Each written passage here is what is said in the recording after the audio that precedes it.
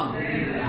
இந்த நாளில நான் அழுகையின் பள்ளத்தாக்கினுடைய அனுபவத்தில் மறுபகுதியாக நான் உங்களோடு கூட பகிர்ந்து கொள்ள போகிறேன். அதாவது தனக்காக அழுது அதை நீரூற்றாக மாற்றினவர்கள் ஏராளம் இருக்கிறார்கள். அதுல முதல் ஆகார் என்று சொல்றேன். பின்பு அதுல ஆபிரகாம், அதுபோல யாக்கோபு, யோசேப்பு, அதுபோல தொடர்ந்து போனா மோசே, எல்லா பரிசுத்தவான்களும் அழுது இருக்கிறார்கள். தாவீது மிக அழுது இருக்கிறார். அதுபோல அழுது இரக்கம் பெறாமல் போனவர்களும் இந்த வேதத்தில் இருக்கிறார்கள். இதற்கெல்லாம் நாம் சில காரியங்களை சொல்லி கடந்த நாளில் முடித்தேன். இந்த நாட்களில் நாம் பிறருக்காக அழுகிற ஒரு மேன்மையை நாம் இந்த வேதத்தில் படிக்க போகிறோம். அல்லேலூயா. அழுகிறதுனால வருகிற மேன்மை என்ன என்பதை குறித்து நாம் படிக்க போகிறோம். ஒரு வசனம் இதற்கு ஆதாரமாக 126ஆம் சங்கீதம் கடைசி 2 வசனத்தையும் வாசிங்க. 126ஆம் சங்கீதம். கண்ணீரோடு விதைக்கிறவர்கள் கெம்பிரத்தோடு அறுப்பார்கள். அள்ளி தூவும் விதையை சுமக்கிறவன் அழுது கொண்டு போகிறான். ஆனாலும் தான் அறுத்த அரிகளை சுமர்ந்து கொண்டு கெம்பிரத்தோடே சுமந்து கொண்டு வருவான். அல்லேலூயா, அல்லேலூயா. கெம்பிரத்தோடே திரும்பி வருவான். ஒரு நிமிடம் நாம் ஜெபம் பண்ணுவோம். கர்த்தாவே, நாங்கள் உம்மை ஸ்தோத்திரிக்கிறோம். ஆண்டவரே, அழுகையின் பள்ளத்தாக்கை உருவ நடந்து அதை நீரூற்றாய் மாற்றிக்கொண்டார்கள் என்று சொல்லி நாங்கள் ஆண்டவரே படித்தோம். அதுபோல இந்த நாட்களில் ஆண்டவரே ஐயாமுக்கு ஸ்தோத்திரப்பா. ஆண்டவரே, அள்ளி தூவும் விதையை ஆண்டவரே அழுது கொண்டு சுமந்து கொண்டு போகிறவர்கள் ஆண்டவரே தான் விதைத்த விதைப்பை அறுத்து திரும்பி வரும் பொழுது கம்பீரத்தோடு வருவார்கள் என்று சொல்லப்பட்டிருக்கிற ஒரு வார்த்தை நமக்கு முன்பாக நாங்கள் வாசிக்கிறோம். நாங்கள் இதை ஆண்டவரை சுதந்திரித்துக் கொள்ள கர்த்தர் எங்களை தகுதிப்படுத்தும் உடைய நல்ல கரத்தில் ஒப்பு கொடுக்கிறோம். இயேசுவின் நாமத்தில் தாழ்மையோடு பிதாவே. அல்லேலூயா, அல்லேலூயா. நாம் பார்க்கிறோம், அள்ளி தூவும் விதையை சுமக்கிறவன் அழுது கொண்டு போகிறான். ஆனாலும் தான் அறுத்த அரிகளை சுமந்து கொண்டு கெம்பீரத்தோடே திரும்பி வருவான். அல்லேலூயா. இதை ஆண்டவர் பூமியில விதைக்கிற விதைப்பின் அனுபவத்திலே உள்ள ஒரு அனுபவமாக சொல்லப்படுகிறது. இந்த பூமியில விதைப்பு அல்லது நடுகை அல்லது விவசாயம் பண்ணுகிறவர்கள் ஆரம்பத்திலே எந்த ஒரு நன்மையை எதிர்பார்க்காதபடி தங்களுடைய பொருளாதாரங்களை எல்லாம் பூமியில மண்ணில விதைக்கிறார்கள். அல்லேலூயா. ஒரு பெரிய எதிர்பார்ப்போடு கூட விதைக்கிறார்கள். ஆனால் விதைக்கும் பொழுது அவர்கள் என்ன செய்கிறார்கள்? ஆவியானவர் எழுதியிருக்கிறார், விதையை சுமக்கிறவன் அழுது கொண்டு போகிறான். அல்லேலூயா. அள்ளித்தூவும் விதையை சுமக்கிறவன் அழுது கொண்டு போகிறான். ஆனால் திரும்பி வரும் பொழுது அவன் விதைத்த விதைப்பை அறுத்து திரும்பி வரும் பொழுது அவன் கம்பீரத்தோடு வருவான். அல்லேலூயா. இஸ்ரவேல் தேசத்தினுடைய விதைப்புகள் எல்லாம், அதாவது விதைக்கிற நாள்ல எல்லா இடமும் விதைக்கிற நாள்ல நாம் எந்த ஒரு நன்மை இல்லாமல், அதாவது இருக்கிற பொருளாதாரங்களை எல்லாம் மண்ணில் கொண்டு போடுவார்கள், மண்ணில் விதைக்கிறார்கள். ஆனால் திரும்ப அங்கே சொல்லப்பட்டிருக்கிறது போல, அதாவது பயிரிடுகிறவன் முன்மாறியும் பின்மாறியும் வரும் அளவும் நீடிய பொறுமையோடு என்ன செய்கிறான்? காத்திருக்கிறான். அல்லேலூயா. ஒரு வாழைக்கண்ணை நட்டா குறைஞ்சது 10 மாசம் என்ன செய்ய வேண்டும்? காத்திருக்கணும். அல்லேலூயா. ஒரு நஞ்சை நட்டா 4 மாதம் காத்திருக்கணும். அல்லேலூயா. ஒரு மரத்தை, தென்னை மரத்தை நட்டா அதுக்கு பிற வருடங்கள் காத்திருக்கணும். ஒரு மாமரத்தை நட்டா அதுக்கும் வருட கணக்கில் என்ன செய்யணும்? காத்திருக்கணும். இந்த விவசாயத்தினுடைய அனுபவத்தில், அதாவது பலன் கிடைக்கும் வரையிலும் அதாவது அந்த விதையை கொண்டு போகும்போதே அழுகிறான். ஏன்னு சொன்னா, அதாவது வெறும் ஒன்று பலன் இல்லாமலே பூமியில போடுகிறோம். இதை போல இது ஆவியானவர் எதை சொல்லி இருக்கிறார் என்றால், சுவிசேஷத்தை அல்லது இயேசு கிறிஸ்துவை இந்த உலகத்தில் வெளிப்படுத்துகிற ஒரு அனுபவத்தை காட்டியிருக்கிறார். இல்லையா? சுவிசேஷத்தை சொல்லுகிறவர்கள் அல்லது இயேசுவின் நாமத்தை அறிவிக்கிறவர்கள் அழுது கொண்டு போகிறார்கள். ஏன்? இப்ப நாம அளவு வேண்டாம், சிரிக்க வேண்டாம்னு வீட்டில் இருக்கிறோம். இல்லையா? ஆனா அந்த அப்போஸ்தலர்கள் ஆண்டவரை ஏற்றுக்கொண்ட நாளிலே, இயேசு சிலுவையிலிருந்து அதாவது உயிர்த்தெழுந்த நாளிலே எல்லாரும் பயந்து ஓடினார்கள். ஆனால் இயேசு வந்து அவர்களுக்குள்ளே பரிசுத்த ஆவியை கொடுத்து, வானத்திலும் பூமியிலும் சகல அதிகாரமும் எனக்கு கொடுக்கப்பட்டிருக்கிறது, நீங்கள் கடந்து போய் சுவிசேஷத்தை அறிவிங்கள் என்று சொல்லும் பொழுது அவர்கள் அழுது கொண்டுதான் போனார்கள். ஆனால் போகிற இடத்துல அவர்களுக்கு கண்ணீர் கிடைத்தது, அவர்களுக்கு அடி கிடைத்தது, அவர்களுக்கு வேதனை கிடைத்தது, பசி, பட்டினி, வருத்தம், எல்லா நிந்தைகளையும் அவர்கள் அனுபவித்தார்கள். ஆனால் அவர்கள் விதைத்த விதையின் மூலம் ஆத்மாக்களை காணும் பொழுது அவர்கள் சந்தோஷப்பட்டார்கள். அல்லேலூயா. அது அந்த பூமியில உள்ள காரியமானாலும் அவர்கள் விதைத்திருக்கிற விதையின் மேன்மையை பரலோகத்தில் அவர்கள் நிறைவாக காண்பார்கள் என்பதை ஆவியானவர் சொல்லுகிறார். அல்லேலூயா. சுவிசேஷத்துக்காக தேவ ஜனங்கள் கண்ணீர் விடாதபடி ஒரு நாளும் சுவிசேஷத்தில் பலனை காண முடியாது. ஒரு விவசாயி தன்னுடைய வாழ்க்கையில சொல்வார் போனால் அவர் வியர்வை சிந்த பாடுபடுகிறார், ரத்தம் சிந்த, அதாவது ரத்தம் தான் வேர்வையாக மாறுகிறது. தன்னுடைய வாழ்க்கையில எந்த அளவுக்கு தன் ஜீவனை, அதாவது சரீரத்தை ஒடுக்கி உழைக்கிறாரோ அதற்கு தக்கதான் பலனை காண முடியும். இல்லையா? அப்படியான ஆண்டவர் விவசாயியை தான் விசுவாசிங்கிறார். இல்லையா? ஒரு விவசாயிக்கு விசுவாசிக்கு ரொம்ப நெருக்கம் இருக்கிறது. மற்ற எல்லா காரியங்களை வியாபாரம் எடுத்துக்கொண்டாலும் அப்படிதான் பாடுபடணும் முதலாவது. ஆனாலும் விவசாயத்துல தான் என்ன செய்யறது, வியாபாரி இங்கே வாங்கி அங்கே கொடுத்துட்டு போயிடுவாரு. ஆனா விவசாயி அப்படி அல்ல, நட்டிருக்கிற பலன் கொடுக்கும் வரையிலும் காத்திருக்கணும். இல்லையா? அதைத்தான் ஆண்டவர் சொல்லி இருக்கிறார். அப்படியானால் விதைக்கிற ஒரு அனுபவத்தோடு கூட ஒப்பிட்டு சொல்லப்பட்டிருக்கிறது. விதைக்கிற விதையை சுமந்து கொண்டு போகிறவன் அழுது கொண்டு போகிறான். ஆனால் விதைத்த விதையை அறுத்து கொண்டு வரும் பொழுது அவன் கம்பீரத்தோடு வருகிறான். இல்லையா? கடந்த நாள்ல படித்தோம், அழுது கொண்டு, அதாவது அழுகையின் பள்ளத்தாக்கை உருவ நடந்து அதை நீரூற்றாக்கி கொள்ளுகிறார்கள் என்று படித்தோம். இல்லையா? அப்படி ஏராளமான மனிதர்களை பார்க்க முடியும். யோசேப்பு அவன் ஏராளமாய் அழுதான், ஆனால் முடிவு வெற்றியாக காணப்பட்டது. இல்லையா? யாக்கோபு ஏராளமா அழுதிருக்கிறான், தாவீது அழுதிருக்கிறான், மோசே அழுதிருக்கிறான், பரிசுத்தவான்கள் ஏராளமாய் அழுதிருக்கிறார்கள். அவருடைய அழுகையின் முடிவெல்லாம் ஜெயமாக அவர்கள் மாற்றி இருக்கிறார்கள் ஒரு சிலரை விட. இல்லையா? அதுல ஆளு ஏசாவை சொன்னேன், அழுகையில் அழுதும் பலன் கிடையாம போனது ஆளு யோசுவா, ஏசா. இல்லையா? ரெண்டாவது பார்ப்போமானா சவுல் அழுதான், அவனுக்கு ஒரு பலனும் கிடையாம போனது. அதே போல ஓர்வாள் அழுதா, ஒரு பலனும் கிடையாம போச்சு. இல்லையா? அதே போல அதாவது புதிய ஏற்பாட்டில் நிறைய அழுதான் யூதாஸ், ஒரு பலனும் கிடைக்கல. இல்லையா? இப்படி ஒரு சிலர் போனார்கள், அதற்கு காரணம் உண்டு.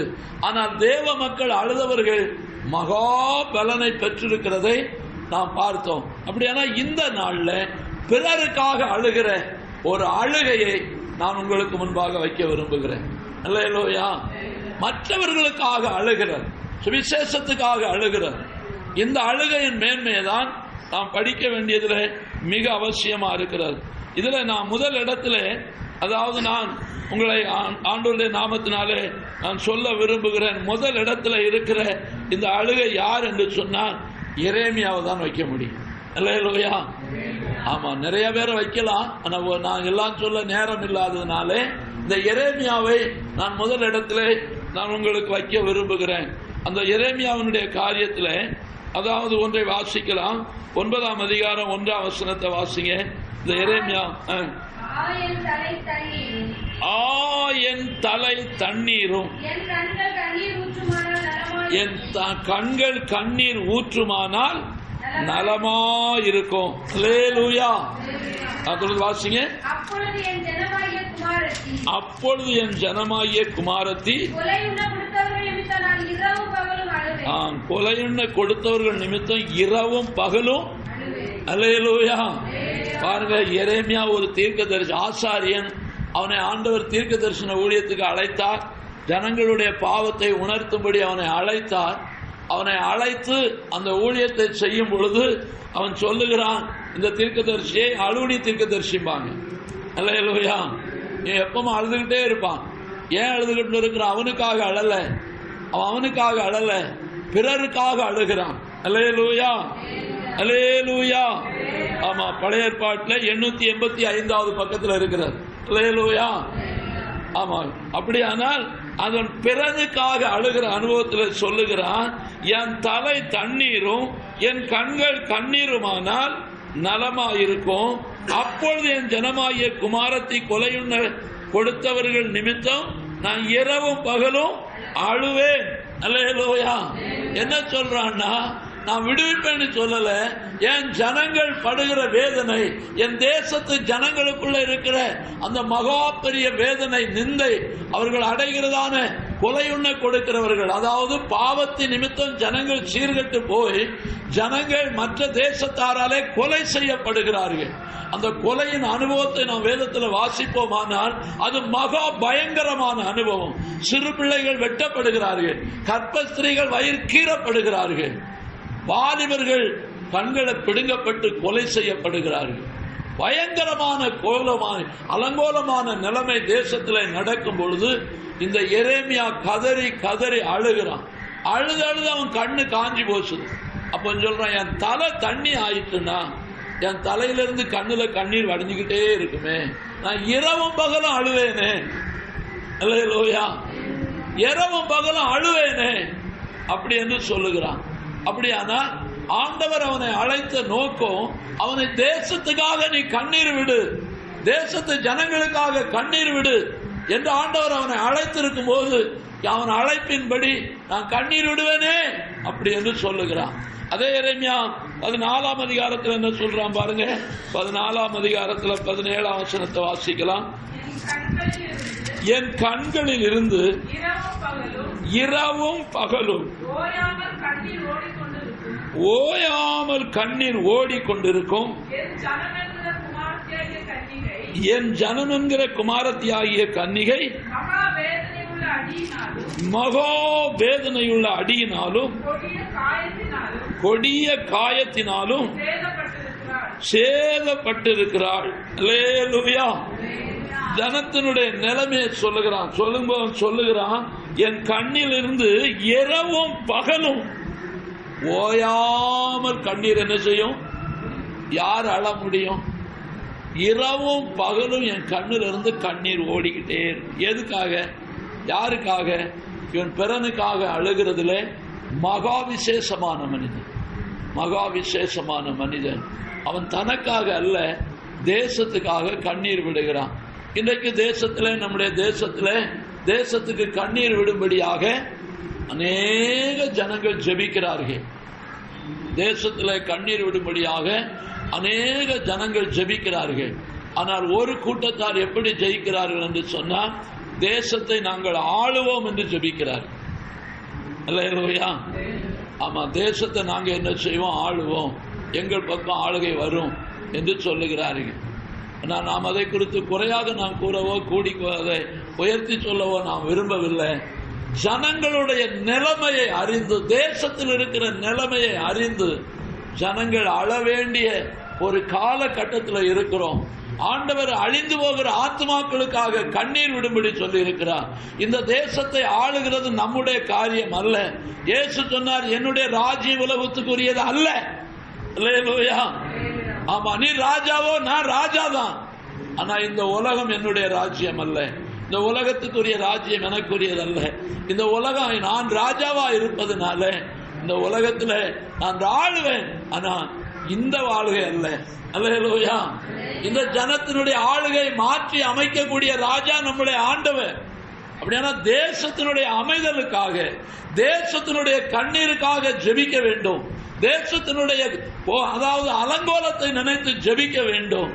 ஆனா தேசத்தை ஆளுகிறதுக்காக ஜெபிக்க கூடாது. அல்லேலூயா. தேசம் நம்முடைய ஆளுகை அல்ல. தேசத்தில் இருக்கிற ஜனங்களுக்காக எரேமியா இரவும் பகலும் கண்ணீர் விடுவேன், இரவும் பகலும் கண்ணீர் விடுவேன். ஆனா இதை விட அவன் புலம்புகிற அனுபவத்தை பார்த்தால் அது மகா பயங்கரம். நான் இதை முகவரியாகவே சொல்லிக் கொண்டு கடந்து போக விரும்புகிறேன்.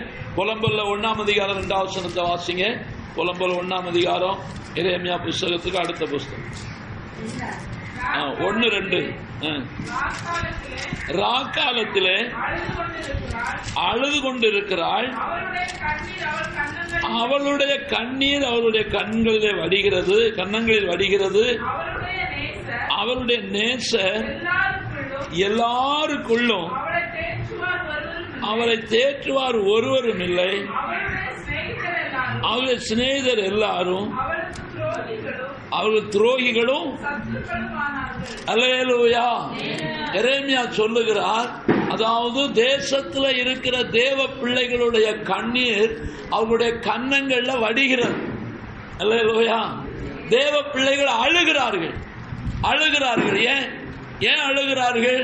இந்த எரேமியா ஆண்டவருடைய நாமத்தினால் ஆசாரியனாய் இருந்த தீர்க்கதரிசியாய் வரும் பொழுது இந்த தேசத்தின் நிலைமைக்காக கண்ணீர் விட்டு அழு என்று சொல்லி ஆண்டவர் சொல்லி அவனை அழைத்தார். ஆனா தேசத்துல ஏற்கனவே இருக்கிற ராஜாக்கள், தீர்க்கதரிசிகள், ஆசாரியர்கள் இவர்கள் எல்லாம் என்ன சொன்னார்கள்? தேசத்தில் இருக்கிற ஜனங்களுக்கு பயப்படாதிருங்க, நாம தான் வெற்றி அடைவோம், நம்மோடு கூட ஆண்டவர் இருக்கிறார், நாம் ஆண்டவருடைய பிள்ளைகளா இருக்கிறோம், ஆண்டவருடைய நாமத்தினாலே நாம் ஆசீர்வதிக்கப்பட்டவர்கள், நம்முடைய தேசத்துக்கு எதிரி கிடையாது, நம்முடைய தேசத்துல எதிரி வர முடியாது என்றெல்லாம் தீர்க்க தரிசனம் சொன்னார்கள். ராஜாக்கள் திடப்படுத்தினார்கள், ஆசாரியர்களும் அதற்கு ஒத்து போனார்கள். ஆச்சாரியர்கள், தீர்க்கதரிசிகள், அதுபோல ராஜாக்கள் எல்லாம் ஜனங்களை திடப்படுத்தி ஆண்டவர் நம்ம பக்கம் இருக்கிறார் என்று அவர்கள் வாழ்ந்த பாவ சூழ்நிலையை உணர்த்தாதபடி தீர்க்க தரிசனம் சொல்லி நடத்தினார்கள். இல்லையா? ஆனா எரேமியா சொன்னார், இந்த உலகத்துல பாவம் பெருகி இருக்கிறது, தேசத்து ஜனங்களுக்குள்ள பாவம் பெருகி இருக்கிறது, எல்லாரும் மனம் போல நடந்து பாவத்துக்குள்ள இருக்கிறதுனால ஆண்டவர் உங்களை அடிமைத்தனத்துக்கு ஒப்பு கொடுத்து விட்டார், பாபிலோனியருடைய அடிமைத்தனத்துக்குள்ள போக போகிறீர்கள், நீங்கள் பாபிலோனியர்களுக்கு அடிமையாய் போக போகிறீர்கள் என்று எரேமியா சொன்னார். அல்லேலூயா. எரேமியா இதை சொல்லும் பொழுது எரேமியாவை பிடித்து அடித்தார்கள், எரேமியாவை பிடித்து கிணத்துல போட்டார்கள், எரேமியாவுக்கு என்னென்ன துன்பம் கொடுக்க முடியுமோ அதெல்லாம் கொடுத்தார்கள். ஆனால் அன்றைக்கு இருந்த தீர்க்கதரிசிகள் எல்லாம் ஜனங்களை அவர்கள் என்ன செய்தார்கள்? கர்த்தர் பட்சத்தில் இருக்கிறார், நாமே ஜெயிப்போம், நாமளே ஆளுவோம் என்று சொல்லி அவர்கள் ஆளுகையை குறித்து பேசினார்கள். இன்றைக்கு அநேகர் பேசுகிறது போல. அல்லேலூயா. ஆனா எல்லாருடைய வாழ்க்கையிலும் தேவனுடைய சத்தத்துக்கு, எரேமியாவுடைய சத்தத்துக்கு கீழ்ப்படியாமல் போன போது ராஜா சிதேக்கியா கண்கள் பிடுங்கப்பட்டான். அவனுக்கு 39 வயதிலே சிதேக்கியாவுடைய கண் பிடுங்கப்பட்டது.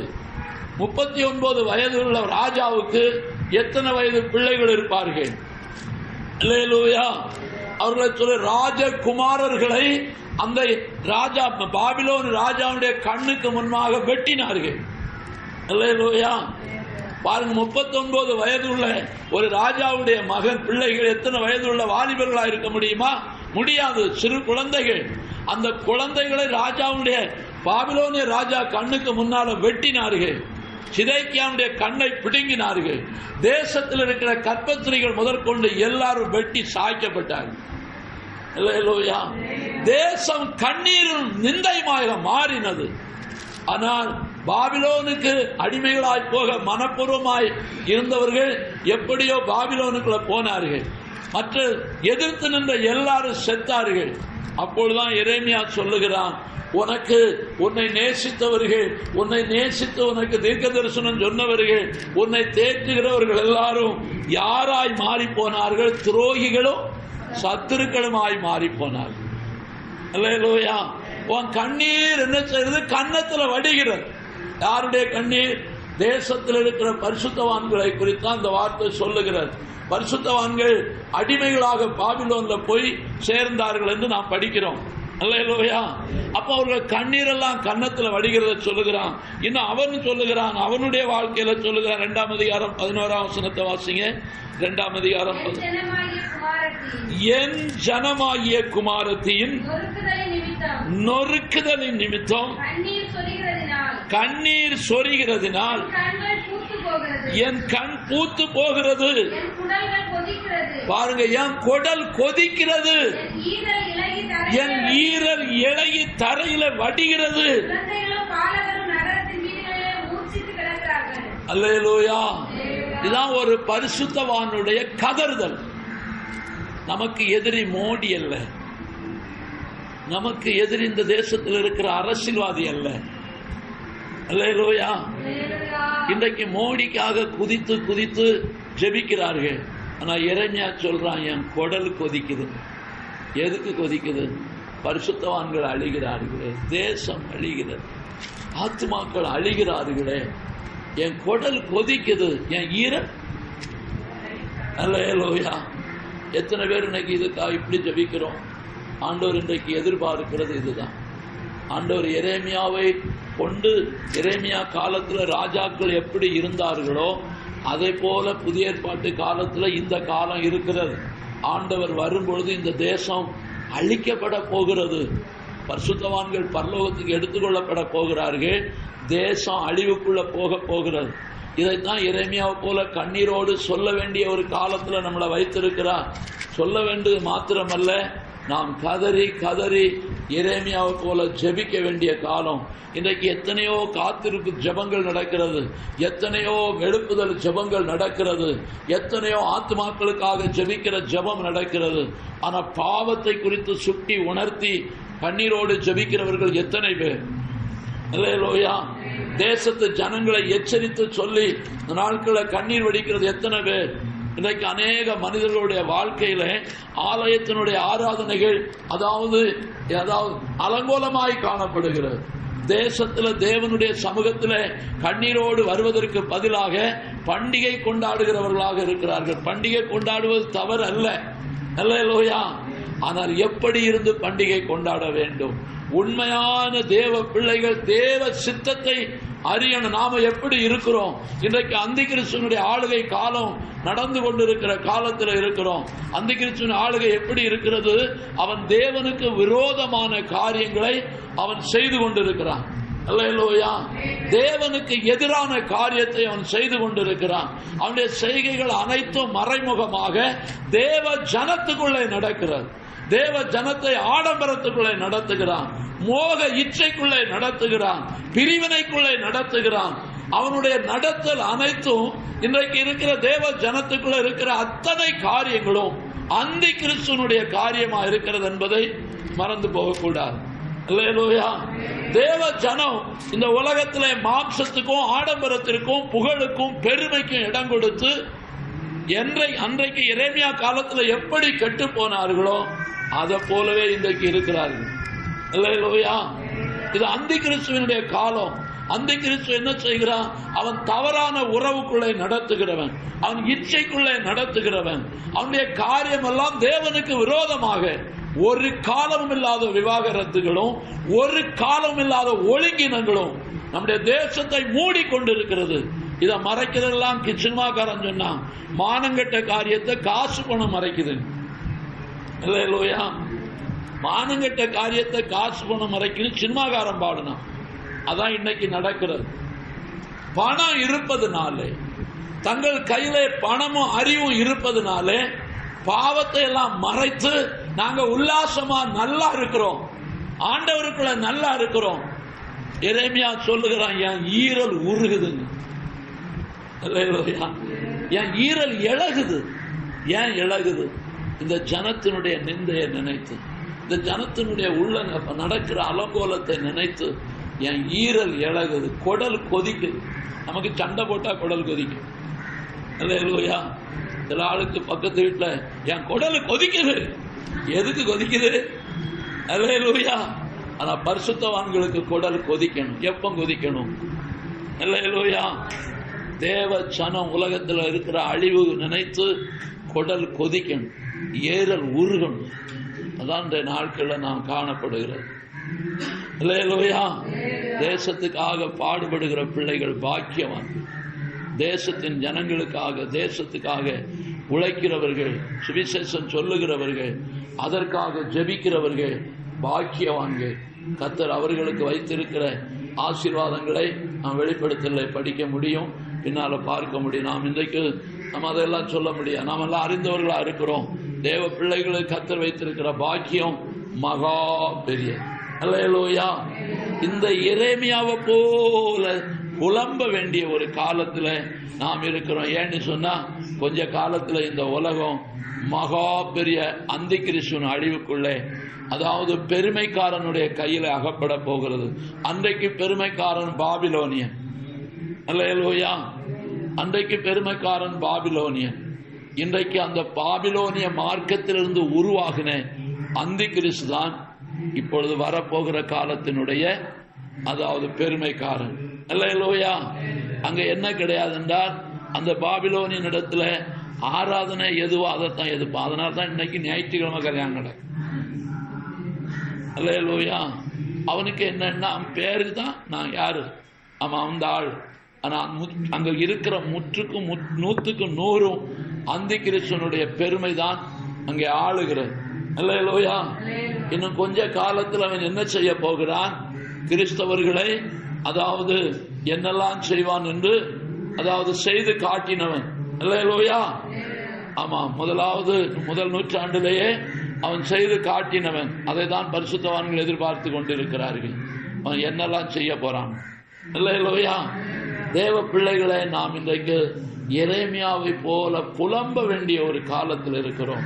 நான் சொல்லுகிறேன், எல்லாருக்காகவும் புலம்பாவிட்டாலும் நம்முடைய கண்ணுக்கு எட்டின தூரத்தில் இருக்கிற நம்முடைய குடும்பத்துக்காக, நம்முடைய பிள்ளைகளுக்காகவாவது நாம் புலம்பணும்.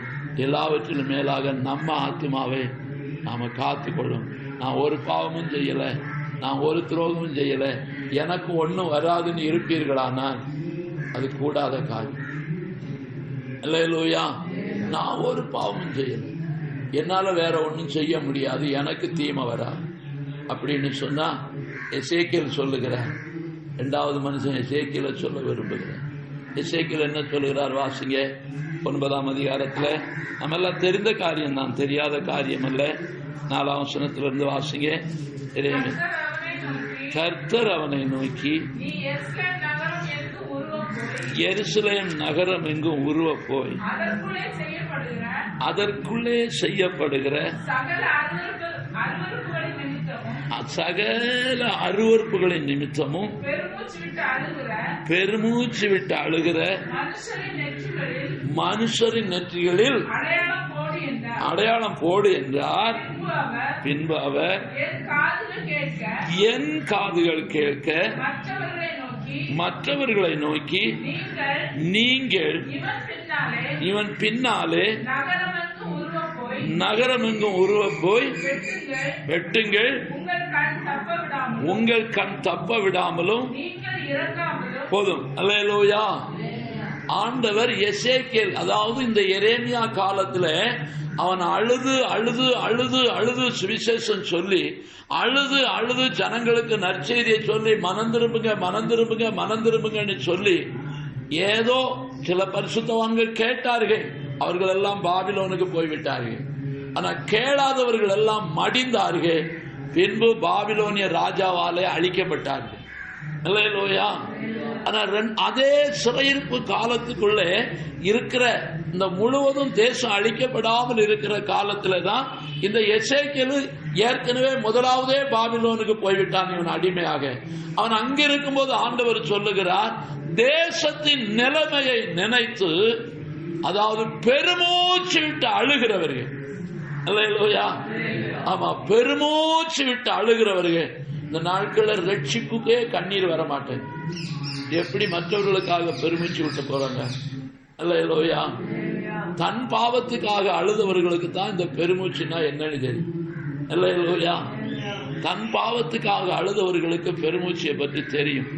பாவத்துக்காக பெருமூச்சு விட்டு, ஆண்டவரே இந்த நிலைமை இப்படி இருக்கிறதே, நான் ஒரு பாவி, என் குடும்பம் ஒரு பாவி, தேசம் ஒரு பாவம், பாவிகள் இந்த பாவத்துக்குள்ளான தேசத்துல இருக்கிறோமே, நீர் எங்களை அழிக்க கூடாது, எங்களை ரட்சியம் என்று பெருமூச்சு விட்டு அழுகிற இந்த பாவத்தை குறித்து தேசம் இப்படி அழிகிறதே, எங்க தேசத்துல இப்படி சாபம் பெறுகிறதே, எங்க தேசத்தை ஆளுகிறவர்கள் தேசத்தை அலற பண்ணுகிறார்களே, எங்க தேசத்துல கொடுமை செய்கிறார்களே, எங்க தேசமெல்லாம் பாவத்துல மிதக்கிறதே என்று சொல்லி பெருமூச்சு விட்டு அழணும். யாரும் சொல்லி அல்ல, தேசத்தின் நிலைமையை நினைத்து அழணும், அல்லேலூயா. தேசத்துல ஆளுகிறவர் சரியில்லை, அதனால அடுத்த ஆளை மாத்திக்கன்னு சொன்னா அடுத்தவரும் அதுக்கு குறைஞ்சவர் அல்ல. அல்லேலூயா. இன்றைக்கு கிறிஸ்தவ தாபனம் எல்லாம் நினைக்கிறது என்னன்னு சொன்னா, இன்றைக்கு அதாவது இப்போ இருக்க ஆட்சி போயிட்டானா பிறகு நம்ம தான் என்று சொல்லி அதுக்கு பிறகுதான் இருக்கிறது வேதனை. அல்லேலூயா. தேசத்தினுடைய ஆளுகை முழங்கால் படியிட்டு கதறி அழுகிற தேவ பிள்ளைகளுடைய கையில் இருக்கிறது. அல்லேலூயா. தான் சொல்லுகிறார், தேசத்துக்காக அழுகிறவன் எவனோ அவனுடைய தலையில என்ன செய்யணும்? முத்திரை போடணும். அல்லேலூயா. பெருமூச்சு அழுகிறவன் தலையில முத்திரை போடு. பெருமூச்சு விட்டு அழாதவனை எல்லாவரையும் என்ன செய்ய? வெட்டு. அல்லேலூயா. நாம நினைக்கிறோம் அழுது அவங்க பாடு. யார் பாடு? அழுதுக்குன்னு ஆண்டவர் ஒரு கூட்டம் வச்சிருக்கிறார், அவங்க அழுவாங்க. ஊழியக்காரங்க அழுவாங்க. செபிக்கிறதுக்குன்னு அக்காமார் இருக்காங்க, அவங்க அழுவாங்க. அப்படின்னு தான் எல்லா சபையாரும் நினைக்கிறாங்க. அல்லேலூயா. சிஎஸ்ஐல 4-5 பெண்கள், பெந்தேகோஸ்தையில சில பாவிகள், சில பேதைகள், இவங்களுக்கு தான் அந்த பாடு நினைக்கிறாங்க. பட்டயம் வரும்பொழுது பெருமூச்சு இல்லாதவன் அத்தனை பேரையும் விட்டும். அல்லேலூயா. அல்லேலூயா. பட்டயம் வரும்போது யாரு? பெருமூச்சு இல்லாதவன். ஆமா, பெருமூச்சு விட்டு அழாதவன் யாரானாலும் சரிதான், அவனையும் வெட்டும். ஏன்னா ரட்சிக்கப்பட்ட ஒருவராயிலும் இக்காலத்தினுடைய சூழ்நிலையை பார்த்து முழங்கால் போடாம இருக்கவே மாட்டார். அல்லேலூயா. இந்த தேசத்தினுடைய நிலைமையை அறியாமல் அறிந்தவர்கள், ரட்சிக்கப்பட்டவர்களுக்கு அறியாம இருந்த ஆவியானவர் வெளிப்படுத்தி கொடுப்பார். ஆவியானவர் வெளிப்படுத்தி கொடுப்பார்.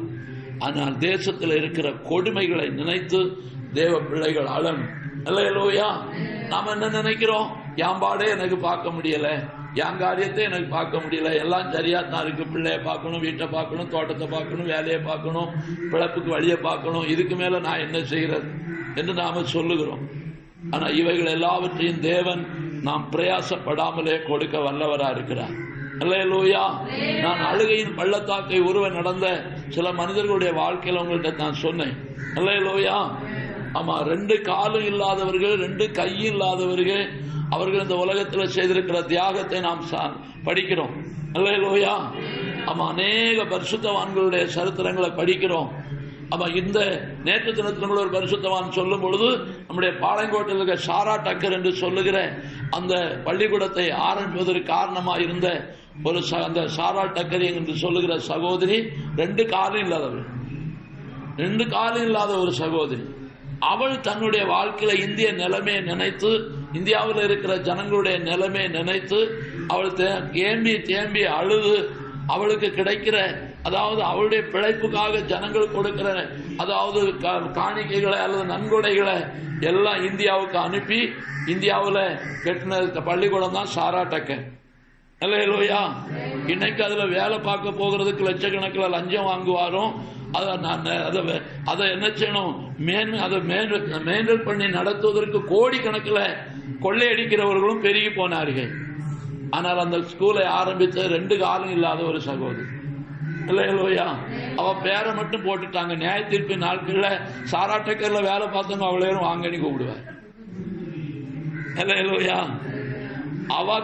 அவ வயிற்றுக்கு கிடைச்ச பணத்தை எடுத்து பள்ளிக்கூடம் கட்டி தந்தா, நீங்க அதுல என்ன அநியாயம் எல்லாம் பண்ணினீங்கன்னு நியாயம் தீர்ப்பார். அல்லேலூயா. அதை போல அது மட்டும் இல்ல, அதே போல எத்தனையோ பள்ளிக்கூடங்கள். அல்லேலூயா. இந்த வருஷம் நம்ம இந்த மாசம் தரிசன புக்கை எடுத்து பாருங்க. கண்ணும் இல்ல, காதும் இல்ல, வாயும் இல்ல. கண்ணும் கிடையாது, காதும் கிடையாது, வாயும் கிடையாது.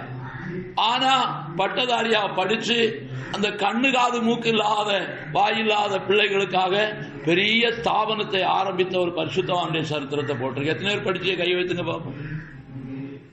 பரவாயில்ல, தரிசனத்துக்கு வேண்டான்னு நிப்பாட்டிட்டான், பிரச்சனை இல்லை, ஏன் போட்டு வேணும். அல்லேலூயா. அல்லேலூயா. ஆமா, தரிசனம் புக்கில் இந்த மாசம் உள்ள புக்கு தான், படிச்சு பாருங்க. கண்ணும் இல்லை, வாயும் இல்லை, காதும் இல்லை. அது பட்ட படிப்பெல்லாம் படிச்சு அதுக்குள்ள விளக்கங்க போட்டிருக்கு. படிச்சு கடைசியில் இப்படி இருக்கிற பிள்ளைகள் படிக்கிறதுக்கு, இப்படிப்பட்ட பிள்ளைகளுக்கு என்று சொல்லி அது தியாகம் பண்ணி மகா பெரிய காலேஜுகளை தான் கட்டி. நமக்கு கண்ணு இருக்கு, காது இருக்கு, எல்லாம் இருக்கு, வயிறு நிறைய சாப்பிடுதோம், என்னெல்லாமோ பண்ணுதோம், கிரிக்கெட் விளையாடுதோம். என்னெல்லாமோ பண்ணுவோம். இயேசுக்காக என்ன செய்திருக்கிறோம்? இயேசுக்காக என்ன செய்திருக்கிறோம்? நாகர்கோயிலில் ஒரு பெரிய கிறிஸ்தவ ஸ்தாபன பள்ளிக்கூடத்தை ஆரம்பித்தது 2 கண்ணில்லாத ஒரு குருடு ஒரு சகோதரியான். அது எந்த பள்ளிக்கூடம்னு எனக்கு தெரியல, கண்காடியாக நம்ம தெரியல.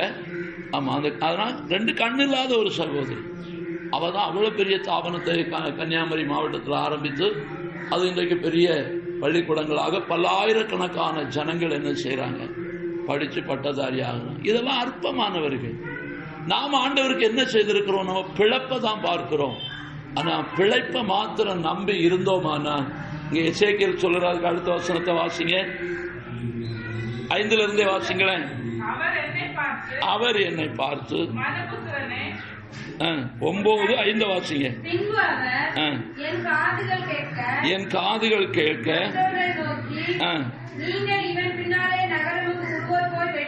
வெட்டுங்கள், தப்ப விடாமலும் இறங்காமலும் முதியோரையும் வாலிபரையும் கன்னிகைகளையும் குழந்தைகளையும் ஸ்திரீகளையும் சங்கரித்து போதும். அல்லேலூயா. ஏன் இப்படி சொல்லியிருக்கு? ஏன் இப்படி சொல்லியிருக்கு?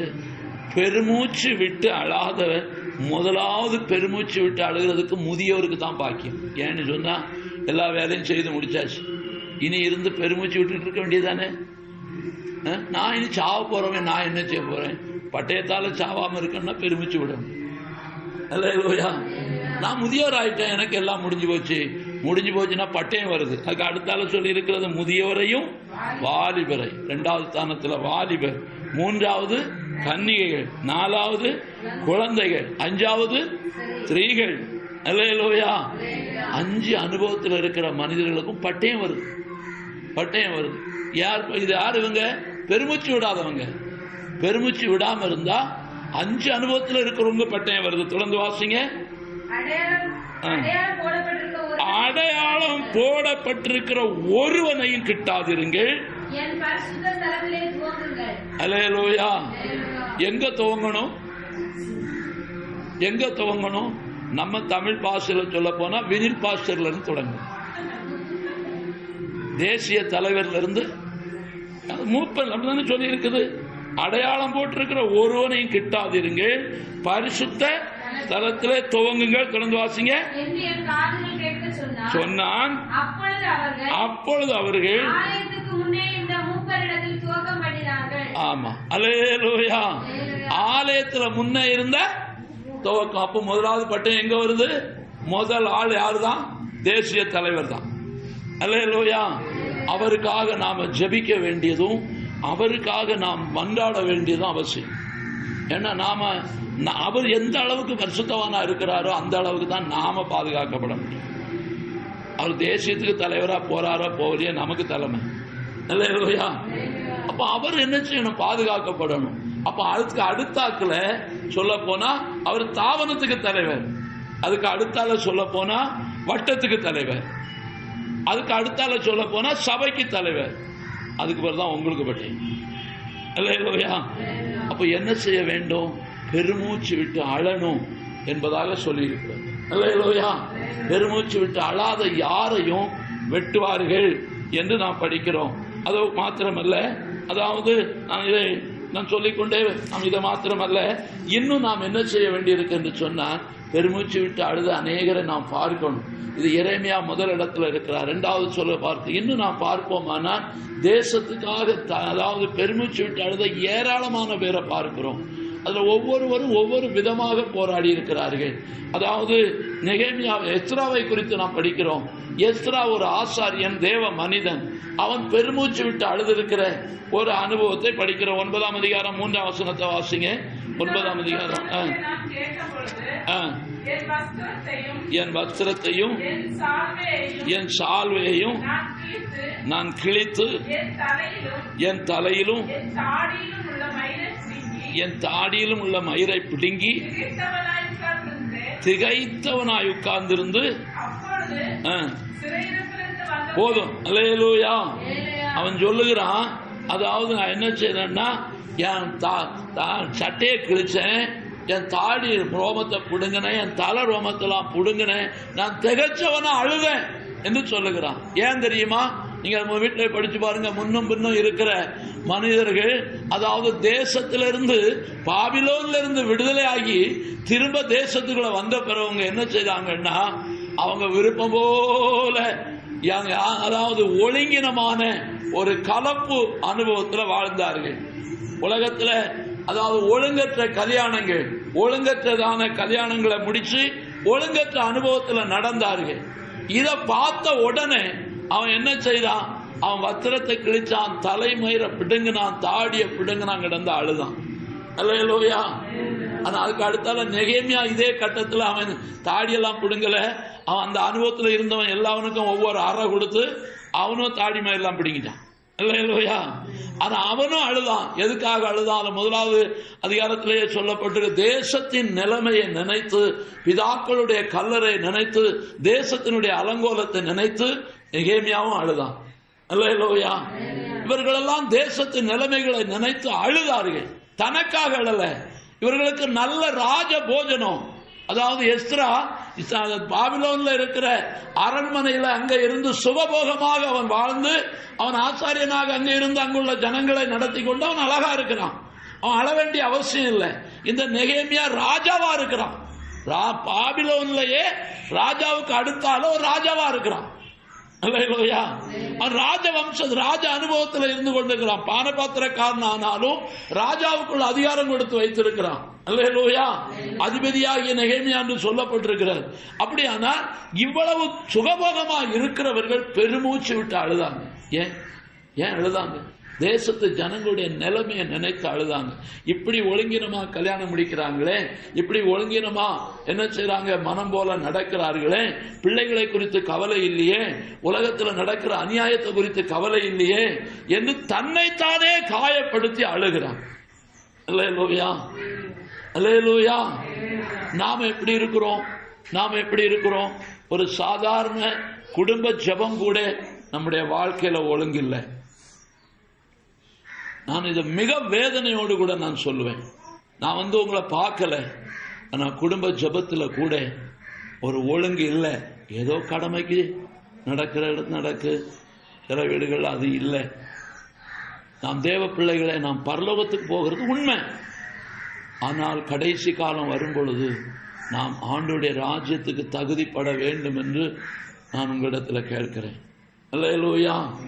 நமக்கு கவலை எல்லாம், எல்லாரும் நல்லா இருக்காங்களே, நான் மட்டும்தானே பலவீனமா இருக்கிறேன், எல்லாரும் எப்படி இல்லாம போறாங்களே, என் பிள்ளைக்கு மட்டும்தானே வேலை இல்லை, என் பிள்ளைக்கு மட்டும்தான், நான் எனக்கு மட்டும்தானே ஒண்ணு இல்லை. நாம் அப்படி நினைக்கிறோம். இந்த உலகத்தில் தேவ சித்தத்துக்கு அர்ப்பணிப்போமானா ஆண்டவர் ஒரு குறை நமக்கு வைக்க மாட்டார். அல்லேலூயா. நம்முடைய தேவைகளை சந்திக்கிறது மாத்திரமல்ல, நம்மளை அற்புதமாய் நடத்துவார். ஆனால் தேவ திட்டத்தை நாம் செய்ய வேண்டும். தேவ திட்டத்தை நாம் கண்ணீர் வடிக்க வேண்டும். கண்ணீர் வடியாது இருப்போமானா தேவனுடைய பிள்ளைகளாகிய நமக்கு தேசத்துக்கு நியாய தீர்ப்பு வரும் பொழுது நாமும் தப்பித்துக் கொள்ள முடியாது. அல்லேலூயா. நாம் தப்பித்துக் கொள்ள முடியாது. நான் விட்டு விடுகிறேன், பழைய ஏற்பாட்டில் இருக்கிற காரியத்தை விடுகிறேன். இன்னும் சொல்ல முடியும். தானியேல், சாத்ராக், மேஷாக் இவர்களெல்லாம் பட்ட பாடுகளை, இவர்களெல்லாம் செய்த காரியங்களை நான் சொல்லிக்கொண்டே நேரத்தை போக விரும்பலை. நீங்க வேதத்தை படிக்கிறவர்கள், படியாதவர்களும் படியுங்க. வேதத்தை படிக்கும் பொழுது உங்களுக்கு புரியும் பரிசுத்தவான்கள் எப்படி வாழ்ந்திருக்கிறார்கள், பரிசுத்தவான்கள் யாருக்காக அழுதிருக்கிறார்கள், பரிசுத்தவான்கள் ஏன் கண்ணீர் விட்டிருக்கிறார்கள். அல்லேலூயா.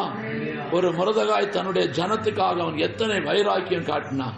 அவன் எவ்வளவு தூரம் தன் வாழ்க்கையை இழந்தான், எல்லாவற்றிலையும் ஜெயம் எடுத்தான். அவன்லாம் அழுகையின் பள்ளத்தாக்கில உருவம் நடந்து ஜெயம் எடுத்த அனுபவத்தில் உள்ளவர்கள்.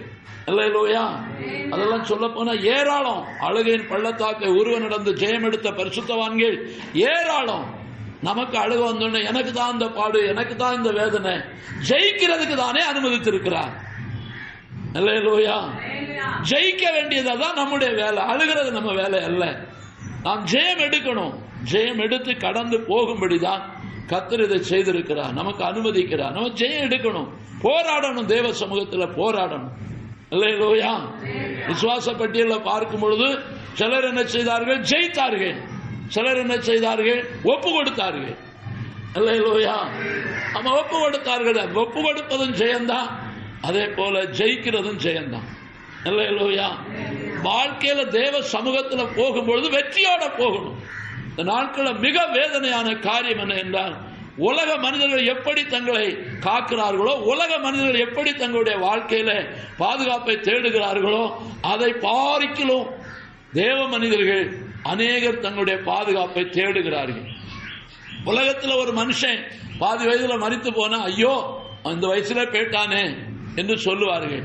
அதை போல நினைக்கிறார்கள் தேவ மனிதர்களும். நாம மரித்து போனா உலகம் என்ன சொல்லும்? உலகம் என்ன சொன்னா எனக்கு என்ன? இயேசு என்ன சொல்லுவார்? அல்லேலூயா. இயேசு என் மேல என்ன சொல்லுவார்?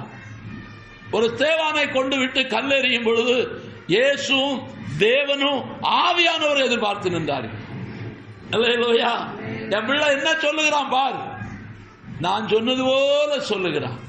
நான் சிலுவையில சொன்னது போல சொல்லுகிறான். இந்த ஜனத்தின் மேல பாவத்தை சுமத்தாதையும் ஆண்டவரே, யார் சொல்ல முடியும்? யார் சொல்ல முடியும்? தேவ மக்கள் யாரும் சொல்ல முடியும். அல்லேலூயா. தேவ மக்களுடைய வாழ்க்கையில தேசத்துக்காக கண்ணீர் விட வேண்டியது இந்த காலத்தில் நம்முடைய காரியமா இருக்கிறது. அது மாத்திரமல்ல, நமக்காக நாம் விசுவாச வார்த்தைகளை சொல்லி பலப்படணும். ஆண்டவர், அதாவது புதிய ஏற்பாட்டில் கண்ணீர் விட்ட மக்களை ஏராளம் பார்க்க முடியும். புதிய ஏற்பாட்டில் அப்போஸ்தலர்கள் கண்ணீர் விட்டிருக்கிற அனுபவங்களை எல்லாம் சொல்ல முடியும். ஆனாலும் ஒரு சில காரியங்களை சொல்ல விரும்புகிறேன். நம்முடைய இயேசு கண்ணீர் விட்டதை நான் சொல்லுகிறேன். நான் நேரம் போனபடினாலே இயேசு கண்ணீர் விட்ட காரியங்களை சொல்ல விரும்புகிறேன். அதாவது லூக்கா சுவிசேஷம் 19ஆம் அதிகாரத்தில் 4ஆம் வசனம் 41ஆம் வசனத்தை வாசிங்க.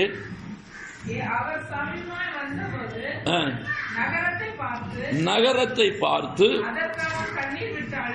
அதற்காக கண்ணீர் விட்டு அழுது,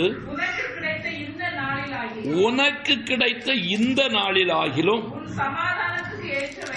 உன் சமாதானத்துக்கு ஏற்றவைகளை நீ அறிந்திருந்தாயானால் நலமாயிருக்கும். இப்பொழுதோ உன் கண்ணுக்கு மறைவா இருக்கிறது.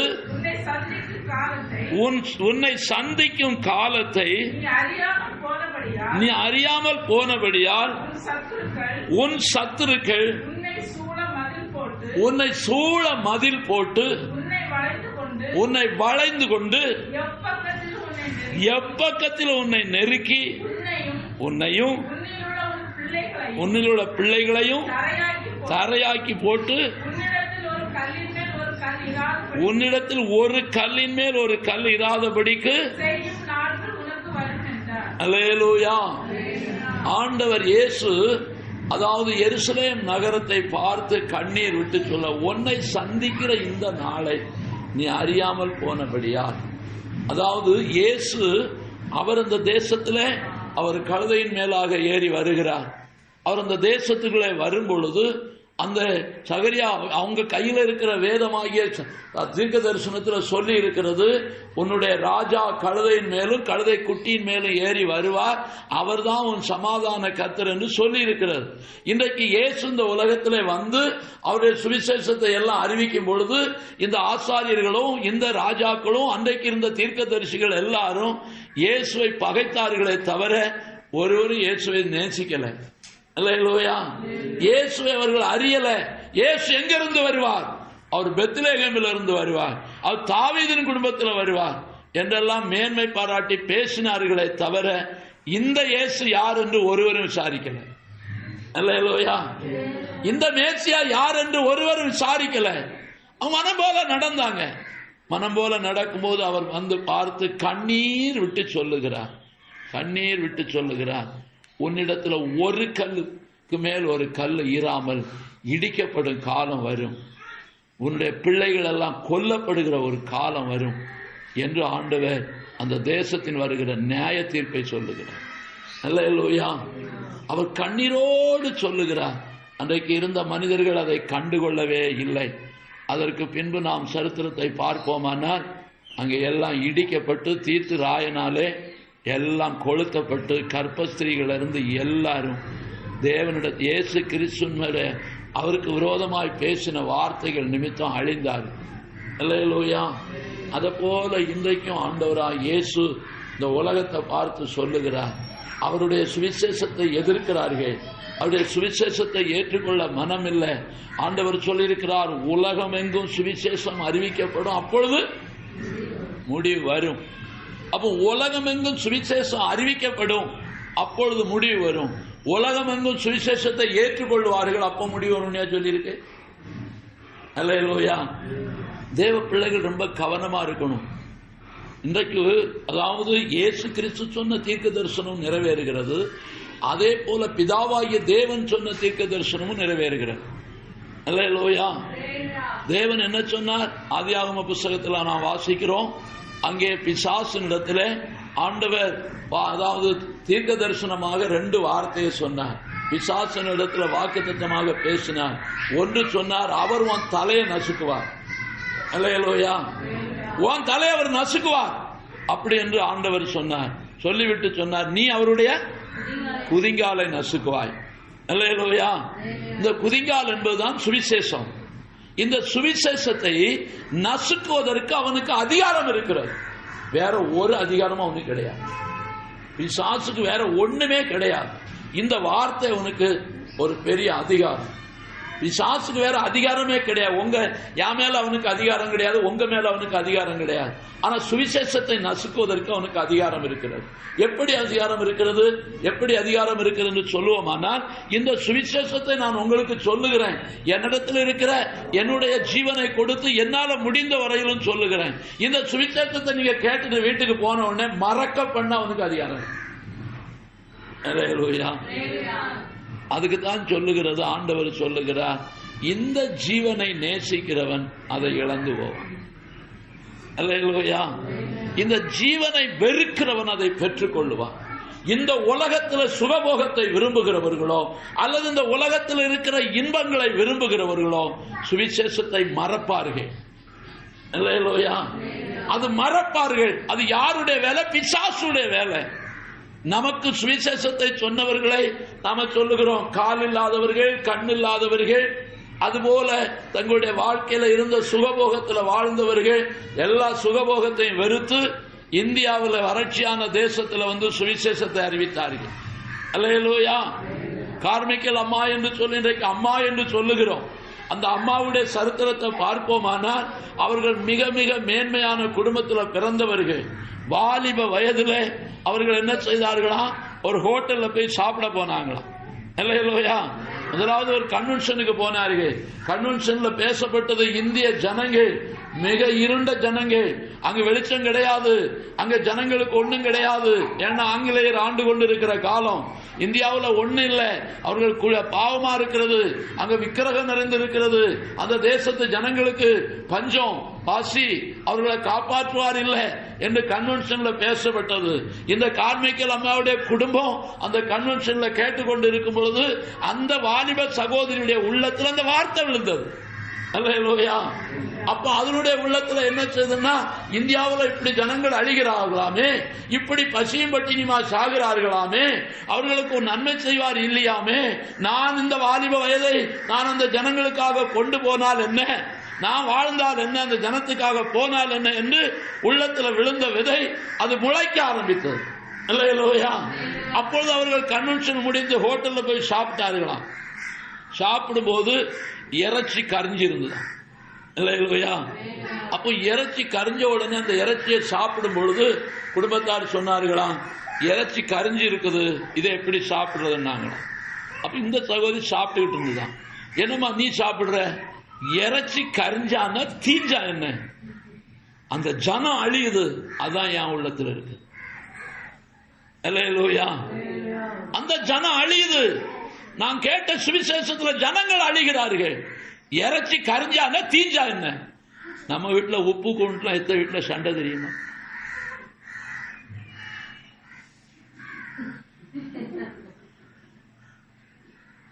அல்லேலூயா. இது நாம் விளையாட்டுக்கு சொல்ல வரவில்லை. நமக்குள்ள அந்த அந்த மேன்மையான ஒரு பாரம் இருக்குமானா, என் குடும்பத்தில் என்ன இருந்தாலும் ஆண்டவர் என் மேல வைத்திருக்கிற நோக்கம் நிறைவேறுகிறதா?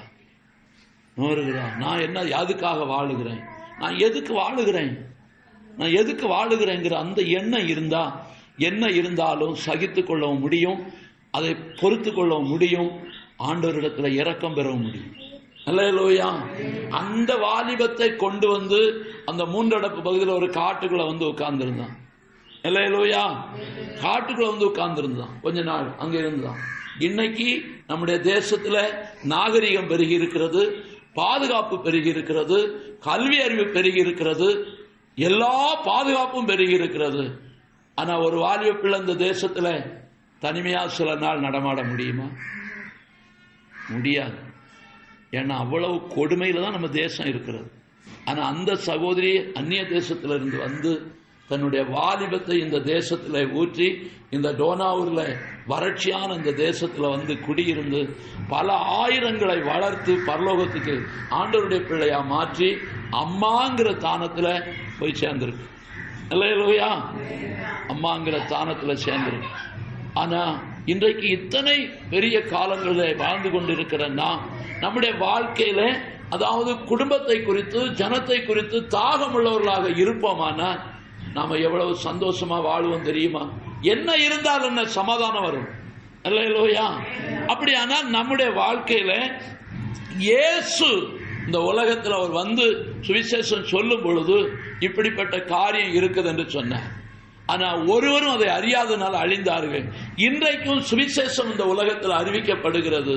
ஆண்டவர் இந்த உலகத்தில் நியாய தீர்ப்பு வரப்போகிறது என்று சொல்லுகிறார். அது மாத்திரமல்ல, அந்தி கிறிஸ்து வரப்போகிறான். அந்தி கிறிஸ்து இந்த உலகத்தை அழிக்க போகிறான். அந்தி கிறிஸ்து என்பவன் அழிக்க போகிறான். அவன் யார் என்று சொன்னான்? கிறிஸ்தவனே. அவனும் கிறிஸ்தவன் தான்.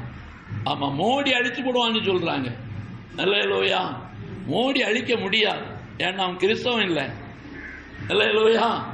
அவன் கிறிஸ்தவன் இல்ல, கிறிஸ்தவன் தான் அந்த உலகத்தை அழிப்பான். ஏன்னு சொன்னா எல்லா சுகபோகமும் போட்டு கோட்டும் சூட்டும் மாட்டினா தான் ஊழியக்காரன். அவனுக்கு தான் அரசாங்கம் பணியும், அவனுக்கு எல்லாம் பணியும். ஏன்னா வந்த அந்தி கிறிஸ்து. அல்லேலூயா. அந்தி கிறிஸ்து ஆவி எப்படிப்பட்டவன் என்று யார் என்று சொல்லி சகரியா 11ஆம் அதிகாரத்தில் கடைசியில் சொல்லி இருக்கிறது. அவன் தான் அந்தி கிறிஸ்து. அல்லேலூயா. ஆமா, வெளிப்படாத சுவிசேஷத்துல பின்னால சொல்லப்பட்டிருக்கிறது. யோவான்ல 1 யோவான் 2 யோவான்ல சொல்லி இருக்கிறது, வெளிப்படுத்தல சொல்லி இருக்கிறது அந்தி கிறிஸ்து யார் என்று. அல்லேலூயா. அப்படியானா தேவ பிள்ளைகளே, இந்த கடைசி காலத்துல நாம் தேவ சமூகத்துல ஆண்டவர் சொல்லி இருக்கிற வார்த்தைக்கு கீழ்ப்படியாமல் போனால் என்ன நடக்கும் என்று சொல்லி இருக்கிறது. இயேசு கண்ணீர் அங்க மட்டும் விடல. இயேசு லாசருக்காக கண்ணீர் விட்டார். அது மாத்திரமல்ல, அவர் கெத்சமனே தோட்டத்துல கண்ணீர் விட்டார். அல்லேலூயா. கெத்சமனே தோட்டத்தில் எப்படி கண்ணீர் விட்டார்? நம்முடைய எல்லா அக்கிரமங்களும் அவர் மேல சுமத்தப்படும் பொழுது, நம்முடைய பாவங்கள் எல்லாம் அவர் மேல சுமத்தப்படும் பொழுது, நான் இதை சுமக்கணுமா? அல்லேலூயா. அல்லேலூயா. இந்த அக்கிரமத்தை நான் சுமக்கணுமா? இந்த பாவத்தை நான் சுமக்கணுமா? இதை நான் ஏற்றுக்கொள்ளணுமா? பாவமறியாத பரிசுத்த பாவத்தை அதாவது வெறுக்கிற ஆண்டவர் அந்த பாவத்தை தன்னுடைய சரீரத்தில் ஏற்றுக்கொண்டு தன் பிள்ளைகளாகிய நமக்காக அவர் அழுதார். அல்லேலூயா. அவர் கதறினார். அவர் கதறும் பொழுது எரேமியா சொல்றான், ஈரல் இழவிட்டுங்கிறான். ஆனா இயேசு சொல்லுகிறார், அங்கே அவருடைய ரத்தம் பீரிட்டு சுற்றிலும் தெரித்தது. அல்லேலூயா. சுற்றிலும் இருக்கிற செடிகளும் கொடிகளும் அந்த புல் தரைகள் எல்லாம் அவருடைய ரத்தம் பீரிட்டு பாய்ந்ததாக சரித்திரக்காரர்கள் சொல்லுகிறார்கள். அல்லேலூயா. இங்க வேதத்தில் சொல்லி இருக்கிறவருடைய ரத்தம் வேர்வையாய் வெளியானது. போராடினார். ஏன்? நம்முடைய அக்கிரமத்துக்காக. நமக்கு இன்னைக்கு பாவத்தை அறிக்கையிடுங்கன்னா, நான் என்ன பாவம் செய்தேன்? அல்லேலூயா. நான் என்ன பாவம் செய்தேன்? நான் எல்லாரோடைய தான், எல்லாரும் போலதான், எல்லாரும் போலதான் பிறந்தோம், எல்லாரும் போலதான் இருக்கிறோம். ஆனா உலகத்துல நாம பாவிகள். ஆண்டவரை அறியாதிருக்கிறது பாவம். நாம் உலகத்துல மனிதராய் பிறந்தது பாவம். இயேசுவை ஏற்றுக்கொள்ளாதிருக்கிறது பாவம். ஆண்டவர் சமூகத்துல பாவத்தை அறிக்கை இடுவோமானா அந்த நியாய தீர்ப்புக்கு தப்பித்துக் கொள்ளும். அல்லேலூயா. இயேசு புலம்பி புலம்பி அழுதார். ஆனா பிதாவாகிய தேவன் அவர் மேலே நம்முடைய பாவத்தை சுமத்தி, நம்முடைய எல்லா அக்கிரமத்தையும் அவர் மேல சுமத்தி, ஆதியில சொன்ன தீர்க்க தரிசனம் நிறைவேறும்படியாக நம்முடைய பாவத்தை சுமந்து கொண்டு போய் பிசாசின் தலையை நசுக்கினார். அல்லேலூயா. பிசாசே, என் பிள்ளைகளுடைய பாவத்தை என் ஜீவனில் சுமக்கிறேன். என் பிள்ளைகளுடைய பாவம் என் ஜீவனோடு கூட மடிய கடவுள். அல்லேலூயா. அவர் மடிய ஒப்பு கொடுத்தார், வாழ்க்கையை மடிய ஒப்பு கொடுத்தார். மடிய ஒப்பு கொடுத்த அதிகாரத்தோடு பிதாவாகிய தேவன் அவரை உயிரோடு எழும்பும்படி ஏற்கனவே அதிகாரப்படுத்தி இருந்தார். அல்லேலூயா. இன்றைக்கு நம்மிடத்தில் அதுதான் சொல்றார், பயப்படாத, நீ பயப்படாத, சுவிசேஷம் சொல்லு. இந்த ஜீவன் மடியுமானால் அதே நேரத்தில் மறு ஜீவனோடு மகிமையில நீ வாழுவாய். அல்லேலூயா. கொஞ்ச கால வாழ்க்கையை நம்பி அந்த மகிமையின் ஆசீர்வாதத்தை இழக்கிறவர்களாக தான் ஜனங்கள் இருக்கிறார்களே தவிர, ஏதோ சிலருடைய வாழ்க்கையில இந்த ஜீவன் மடியுமானால் நான் அடுத்த நிமிஷம் மறு ஜீவனோடு மகிமையில இருப்பேன் என்று சொல்லுகிறவர்கள் ஒரு சிலர் தான். அல்லேலூயா. ஆனால் தேவ பிள்ளைகளாக இருக்கிற நாம் இந்த நாட்களில் நாம் நம்முடைய பாவத்துக்காக, நம்முடைய அக்கிரமங்களுக்காக நாம் அழ வேண்டியது மாத்திரமல்ல, அடுத்தவர்களுக்காக அழ வேண்டும். அல்லேலூயா. அதுதான், அடுத்தவர்களுக்காக அழ வேண்டும். இயேசு கிறிஸ்து மரித்து உயிர்த்தெழுந்த பின்பு அவர் தன்னுடைய வாழ்க்கையில அவர் அதிகாரத்தை பெற்று அவர் கடந்து வந்து சீசரிடத்தில் சொன்னார், வானத்திலும் பூமியிலும் சகல அதிகாரமும் எனக்கு கொடுக்கப்பட்டிருக்கிறது, நீங்கள் கடந்து போங்கள், போய் சுவிசேஷத்தை சொல்லுங்கள் என்று சொல்லும் பொழுது அவர்கள் அடிபட வைக்கப்படலை, அவங்க மரிக்கிறதற்கு பயப்படலை, அவர்கள் வாழ்க்கையில் அவங்க பின்தங்கல, அவர்கள் எங்கெல்லாம் போனார்களோ அங்கெல்லாம் ஜீவனை கொடுத்தார்கள். ஆனால் அதே காலத்திலேயே அந்த பாடுகளையும் அந்த மகிமையும் உணராத கள்ள தீர்க்கதரிசிகளும் கள்ள உபதேசிகளும் அப்போஸ்தலர் காலத்திலே உண்டாயிட்டார். அல்லேலூயா. அப்போஸ்தலர் காலத்திலேயே ஓநாய்களை போன்ற பொல்லாத தீர்க்கதரிசிகளும் ஓநாய்களை போன்ற ஊழியர்கள் அன்றைக்கே எழும்பி விட்டார்கள். அதை நினைத்து பவுல் அழுதான், அவன் புலம்பினான், அவன் வாழ்க்கையில போராடினான். ஐயோ, நான் போட்டு சொல்லுகிற இந்த சுவிசேஷத்துக்கு எதிராக இப்படி சுவிசேஷங்களை சொல்லுகிறார்களே, அவர்கள் சபிக்கப்படணும் என்று சொல்லுகிறான். அல்லேலூயா. இன்றைக்கு இந்த சபிக்கப்பட்ட சுவிசேஷத்துக்கு ஜனங்கள் அவர்கள் ஏற்றுக்கொள்ளுகிறார்களே தவிர, ஆனால் உண்மையான சுவிசேஷத்தை ஏற்றுக்கொள்ள மனிதர்களுக்கு மனம் இல்லை. ஏன் மனம் இல்லை? ஏன் மனம் இல்லை? உண்மையான சுவிசேஷம் சொல்லுகிறது, இந்த ஜீவன் மடிய விட்டு மகிமைக்குள்ள பிரவேசிக்கும் போது நமக்கு நித்திய ஜீவனை பெறுகிறோம். இந்த ஜீவனை இழந்து போகிறவன் மகிமையில் அந்த ஜீவனை அடைவான். இந்த ஜீவனை ரட்சிக்க விரும்புகிறவன் அந்த ஜீவனை இழந்து போவான் என்று சொல்லுகிறார். அல்லேலூயா. நம்ம இந்த உலகத்தில் இயேசுவுக்காக வாழத்தான் சொல்லுகிறதே தவிர இயேசுவுக்காக சாக சொல்லல. இயேசுவுக்காக வாழுகிறது என்ன? பாவத்தை விட்டு விலகணும். பாவத்துக்காக என்ன செய்யணும்? விலகி நாம் பாவத்துக்காக பாவத்தின் தண்டனையிலிருந்து விலகணும். அதுக்கு தான் ஆண்டவர் சொல்லுகிறது, இந்த ஜீவனை வெறுக்கிறது. இந்த ஜீவனை வெறுத்தா தான் பாவத்தை வெறுக்க முடியும். இந்த ஜீவனுக்கு இது தப்பு வைக்கப்பட்டாதான் பாவத்திலிருந்து விடுவிக்கப்பட முடியும்.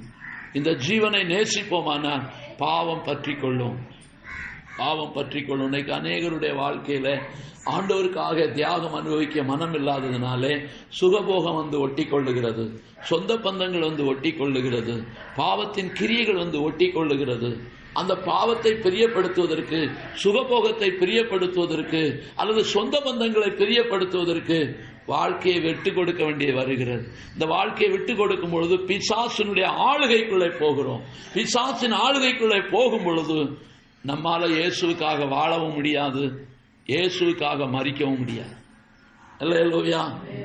இயேசுவுக்காக வாழ வேண்டுமானால் நாம் இந்த உலகத்தில் இருக்கிற சுகபோகங்களை வெறுக்க வேண்டும். இயேசுவுக்காக பாவத்தின் கிரியைகளுக்கு விலக வேண்டும். இதுதான் இன்றைக்கு காணப்படுகிறது.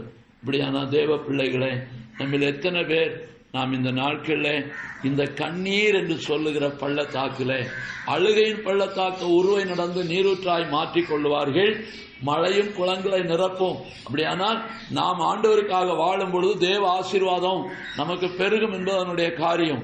ஆனால் இங்கே சொல்லும் பொழுது கண்ணீரின் பள்ளத்தாக்கில் மற்றவர்களுக்காக கண்ணீர் விடுகிற நமக்கு ஆண்டவர் மகா பெரிய பாக்கியம் வச்சிருக்கிறார். அல்லேலூயா. வரப்போகிற அழிவுக்கு தப்பித்துக் கொள்வது மாத்திரமல்ல, இயேசுவோடு கூட மகிமையில வாசம் பண்ண போகிறோம். எத்தனை பேருடைய உள்ளத்துல நான் விதமாய் என்னுடைய காரியத்துக்காக மாத்திரமல்ல, நான் மற்றவர்களுக்காக நான் சொல்லுகிறேன், மற்ற தூரத்தில் இருக்கிறவர்களுக்காக கண்ணீர் விடுவீர்களோ விட மாட்டீர்களோ? உங்களுடைய சொந்த பிள்ளைகள், உங்களுடைய சொந்த பந்துக்கள், உங்களுடைய உறவினர்கள், உங்களுடைய குடும்பத்தார், உங்கள் புருஷன் மனைவி, உங்களுடைய ஆக நீங்கள் கண்ணீர் விடுவீர்களானால் நிச்சயமாய் ஒரு மேன்மையான ஆசீர்வாதத்தை நாம் இந்த ஆண்டிலே சுதந்திரித்துக் கொள்ள போகிறோம். இந்த பள்ளத்தாக்கின் வழியாக தான் பரலோகத்துக்குள்ள பிரவேசிக்க முடியும். அல்லேலூயா. இந்த பள்ளத்தாக்குள்ள போகாம பரலோகத்துக்குள்ள போக முடியாது. இந்த பள்ளத்தாக்கின் வழியாக தான் பரலோகத்துக்குள்ள பிரவேசிக்க முடியும். எல்லாரும் கண்களை மூடுவோம். ஆண்டுடைய சமூகத்தில், ஆண்டவரே, நான் யாருக்காக வாழுகிறேன்? என்னுடைய குடும்பத்தோடு கூட யோசுவா சொல்லுகிறது போல நானும் என் வீட்டாரும் வென்றால் கர்த்தரை சேவிப்போம். அது மாத்திரமல்ல, நான் பிறருக்காக நான் கண்ணீர் விடுவேன். நான் மனிதர்கள் அழிந்து போகிற ஆத்துமாக்களுக்காக கண்ணீர் விடுவேன். சுவிசேஷத்துக்காக கண்ணீர் விடுவேன். அல்லேலூயா, அல்லேலூயா. மாழ்கிறதே